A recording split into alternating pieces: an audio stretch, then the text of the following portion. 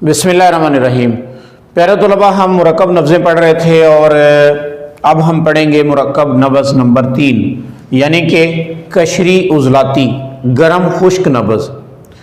तो इसमें दो शर्तें हमने देखनी हैं। पहली शर्त यह है कि हम लंबाई में देखेंगे कि ये नब्ज़ लंबी कितनी है, क्योंकि हम हरारत को तोल रहे हैं। तो हरारत जब जिस्म के अंदर बढ़ती है तो लंबाई आ जाती है नब्ज़ के अंदर। और दूसरे नंबर पे हमने ये देखना है कि ये नब्ज़ मुशर्रफ कितनी है, यानी खुश्की कितनी है इसके अंदर, ये नब्ज़ बुलंद कितनी है।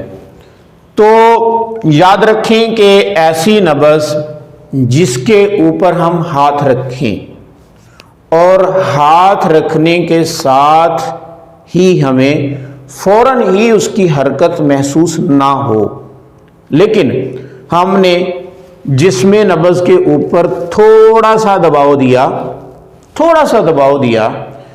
तो नब्ज़ हमें मिल गई। ठीक है, बिल्कुल ऊपर नहीं मिली, लेकिन थोड़ा सा दबाव देने से मिल गई। तो ऐसी नब्ज़ जो है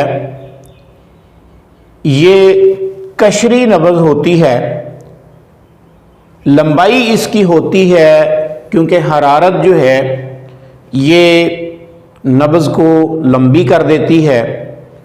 तो ऐसी नब्ज़ आम तौर पे आपको 4 उंगलियों पे मिलेगी, लेकिन बिल्कुल टॉप पे मुशर्रफ नहीं मिलेगी।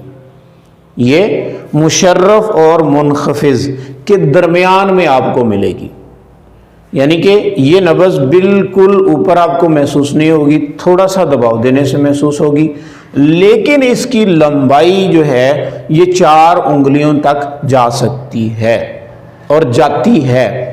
हाँ, एक बात है कि अगर ये हालत ज़्यादा देर तक बरकरार रहे और मस्कुलर साख्तें जो हैं या मस्कुलर टिश्यू का जो स्ट्रक्चर है ये तहलील में चला जाए और काफ़ी हद तक टूट जाए, तो फिर ये लंबाई कम हो जाया करती है। यानी फिर ये लंबाई 3 उंगलियों तक आ सकती है, उससे कम भी हो सकती है, लेकिन उसमें जो शर्त होगी वो ये देखना है आपने कि उसमें रुझान थोड़ा सा ऊपर की तरफ ही होगा, शरफियत की तरफ ही होगा।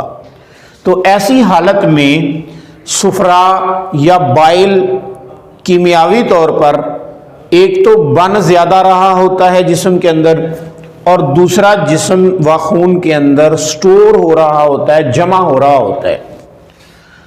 तो गर्मी जो है ये खून व जिस्म के अंदर बढ़ जाती है।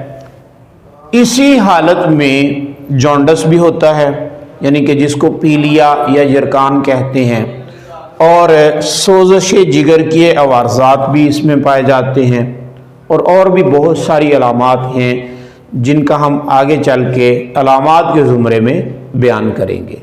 फ़िलहाल इतना ही, मिलते हैं अगली नब्ज़ के साथ। अस्सलाम वालेकुम।